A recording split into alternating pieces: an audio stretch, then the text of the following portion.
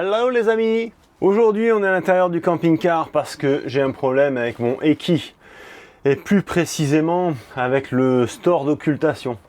Alors tu vois, là tu dois t'en rendre compte, tu vois la ficelle elle pendouille. Donc ça a déjà été réparé par l'ancien propriétaire, mais bon il a mis une cordelette de merde et manque de peau, ça n'a pas tenu, donc ça a repété. Donc ce qui fait que maintenant bon, bah, tout se disloque en fait hein, quand je veux manipuler ce store. Donc aujourd'hui on va se faire le petit tuto, on va démonter tout ça et puis on va réparer cette petite cordelette qui a cassé. Alors je te mets en vue plongeante hein. Donc il faut déjà commencer par enlever la manivelle. Une petite vis cruciforme en son centre et ça tombe. Ensuite pour démonter ces châssis, en fait tout autour tu vois des espèces de grilles. En fait c'est des enjoliveurs hein. Donc il faut les enlever délicatement en faisant attention de rien casser puisque forcément ça a l'âge du camping-car généralement et ça peut être fragilisé avec le soleil. Il y en a 3 ici, hop, 2, 3. Après on en a devant et derrière. D'ailleurs on a une lampe à l'intérieur qui sert à rien dans mon cas. Hop, ici pareil. Voilà, doucement, hop là, voilà. Donc là il va falloir que j'enlève ce tube là qui sert à rien. Voilà, pour accéder à la vis qu'il y a derrière. Ici, même punition, hop là. Attention, hein, qu'il ne vous pète pas la tronche le tube. À présent, on va enlever voilà, toutes les vis cruciformes. J'en ai 4 ici. 1, 2, 3, 4, non 5 pardon. 5 ici. Ah ben non, 5 ici aussi, parce qu'il y en a une qui est cachée à l'intérieur là de la manivelle. Je te le dis, hein, il y a une vis planquée là. On va déjà l'enlever. J'enlève toutes les vis et je te reprends en quelques minutes.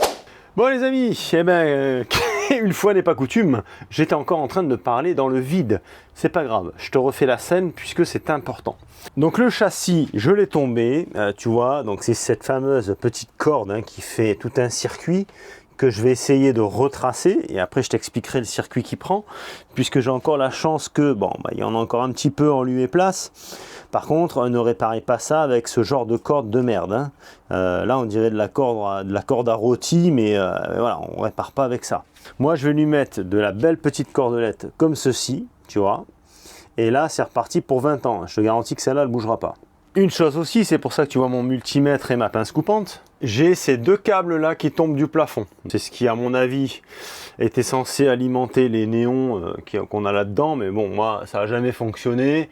Et j'ai pas l'intention de le faire fonctionner, donc je vais pas m'emmerder avec ça, je vais condamner tout ça. Pourquoi je te filme ces fils? Parce que là, là on avait ça, hein, tu vois, désolé, hein, mais j'ai coupé pendant que la caméra était éteinte. Là on avait ça, donc dénudé, hein, forcément, le plus, et à côté, le négatif, hein, dénudé au même niveau. Je te les filme ici au même niveau, c'est-à-dire qu'ils étaient à la même longueur. Si vous devez isoler un câble comme ça, tout le temps on met un décalage, hein, c'est-à-dire qu'on va pas prendre les fils tout bêtement. En plus ils étaient dénudés, ils n'ont même pas pris la peine de les couper. Je veux dire, des câbles dénudés comme ça, s'ils se touchent, voilà, là c'est incendie assuré, hein. Le 12 volts c'est bien pire que le 220, alors attention, hein, ce genre de conneries ça vous fait flamber un camping-car. Toujours lorsqu'on veut condamner des câbles, on coupe en décalage comme ça, voilà. Là déjà, même si je les range comme ça, déjà c'est impossible qu'ils viennent se toucher.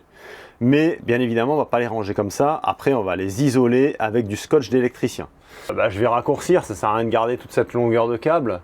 Donc le positif qui est ici, je vais le couper là. Et le négatif, on va le couper avec 2-3 cm de plus. Voilà. Là, je vais venir scotcher tout ça et je vais mettre ça ici dans le châssis et ça craint absolument rien. Attention avec le 12 volts. Les gens croient que du 12 volts, comme on a un faible voltage, c'est anodin. Non, les incendies sur les véhicules, ça part soit du gaz, soit du 12 volts. Hein. Ça partira pas du 220, hein, généralement. Le 12 volts, c'est beaucoup plus dangereux que le 220 volts. Ce qu'on va faire à présent, je vais vérifier déjà si j'ai assez de longueur avec ma cordelette. faut essayer de comprendre à peu près le système. Donc après, je vais t'expliquer calmement parce que c'est vrai que c'est pas super évident. Bon les amis, j'ai déjà tiré un côté. Ouvrez bien grand les yeux, je vous montre comment ça marche. En fait, c'est deux systèmes qui sont parallèles. Donc là, on a en fait la petite cordelette qui passe ici à travers un ressort au bout duquel il faut faire un nœud pour garder ce système de ressort. Et ça, c'est l'ancien système qui avait été réparé voilà, par l'ancien propriétaire avec sa corde de merde. Donc, ce qui se passe, c'est que là, la corde passe là, elle passe ici dans le châssis. Vous avez comme un petit, comme une gorge en fait, hein, une gorge avec deux, vous voyez, avec deux petites séparations mais percées. Donc vous passez à travers ça, vous revenez ici. Et là, vous passez là-dedans. Donc en définitif, je vais essayer de vous montrer, c'est pas facile du tout. Donc en définitif, voilà, vous ressortez ici. J'arrive même pas à faire le focus. Donc en définitive, vous ressortez ici. Et voilà, la cordelette ensuite parcourt tout ça pour venir traverser côté moustiquaire. Et ça ressort ici et là au niveau de la vis. Vous faites 2 tours et ensuite vous serrez. Bon, là, je garde le mou pour l'instant. Là, à présent, je vais faire la même chose de l'autre côté. Malheureusement, c'est quasi impossible en fait à filmer et à faire en même temps. Donc, je peux pas vous le filmer, quoi. Hein. C'est pas très compliqué en fait. Ça fait peur sur le coup. Je vous avoue que même moi, je me suis dit, oh, c'est quoi ce bordel là avec toutes ces ficelles? Mais en définitive, c'est très simple. Bon voilà les amis, c'est terminé. Donc j'espère que vous avez compris le schéma en fait du cordage. Hein. Alors bon, moi je vous conseille quand même de prendre de la corde de qualité, hein, de la petite cordelette de qualité si vous devez le refaire parce que c'est quand même déjà assez chiant à faire. Donc en plus si vous mettez une corde de merde, bah, vous allez devoir recommencer tous les ans ou tous les 2 ans. Je vous remontre encore une fois le schéma. Ici on a la moustiquaire.